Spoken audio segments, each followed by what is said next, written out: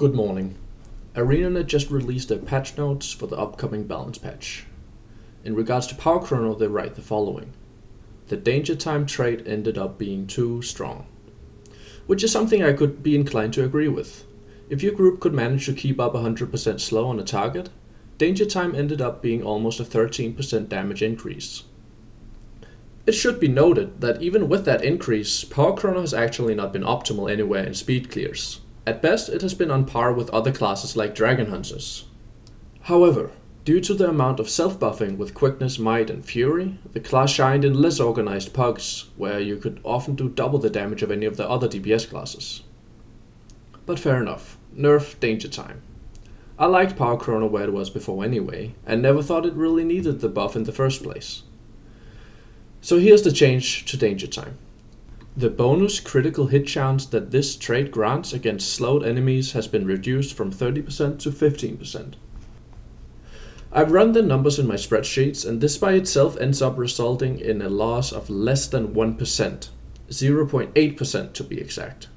So why is this? Well, danger time only needed to provide 16.4% crit chance to begin with. So getting the assassin's gear to get the remaining 29 precision needed has basically no impact on the DPS overall.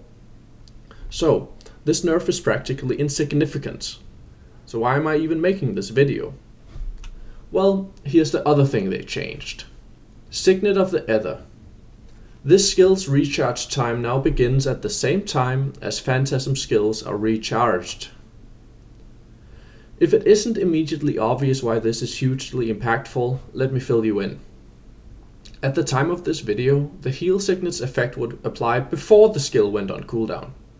Using this knowledge, you could activate Continuum Split in the aftercast in order to recast all Phantasms inside Continuum Split. Then when the split ends, all Phantasms are off cooldown because they had been refreshed before entering the split, and the signet is ready as well since it went on cooldown after entering the split. This effectively means that you can cast an entire extra round of your Phantasms. But with this change, this aftercast interaction is impossible. Thing is, it was the key defining part of the rotation that made a lot of people love the rotation. It was hard to master and very satisfying to pull off. It was intricate enough to be interesting, but not obscure enough to be confusing. This change is good for the casual shitters out there who want to play the build but had the APM of a goldfish. I'm not worried about the numbers. I think it will result in 2 to 3k less DPS overall and something like 5k less burst. But it frustrates me that ArenaNet didn't just remove the problem, which was danger time. Instead they do an insignificant symbolic nerf to it and completely destroy the defining fun factor of the rotation. Danger time was the issue here, not the signet. Remove the problem trait, don't touch anything else. If you have to remove a ward, gouging out the person's eyes is not a good solution.